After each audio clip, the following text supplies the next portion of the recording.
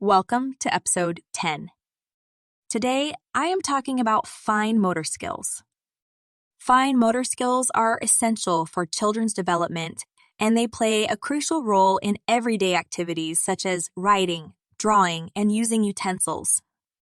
These skills involve the coordination of small muscles in the hands, fingers, and wrists to perform tasks that require precision and control. Preschool is a critical time for children's development, and there are many activities that can help enhance their fine motor skills. In this podcast, you'll learn what fine motor skills are, why they're important, and some activities that can help your preschooler develop them. Let's dive more into what fine motor skills are. Fine motor skills refer to the small movements that allow us to use our hands and fingers to perform precise tasks.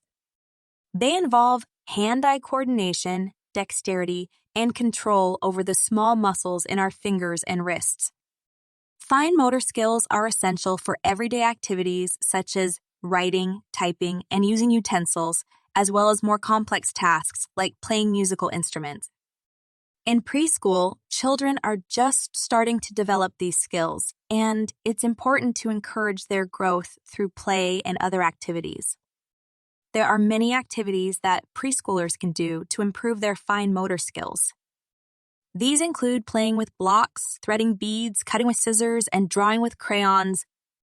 These activities require children to use their hands and fingers in a precise and controlled manner, which helps to develop their fine motor skills. They also help children to develop their hand-eye coordination, which is essential for many tasks, such as catching and throwing a ball or picking up small objects. Another excellent activity for developing fine motor skills is playing with Play-Doh.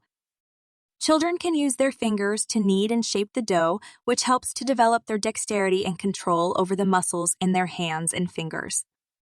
They can also use small tools, such as cookie cutters, to make shapes and designs, which helps to improve their hand-eye coordination.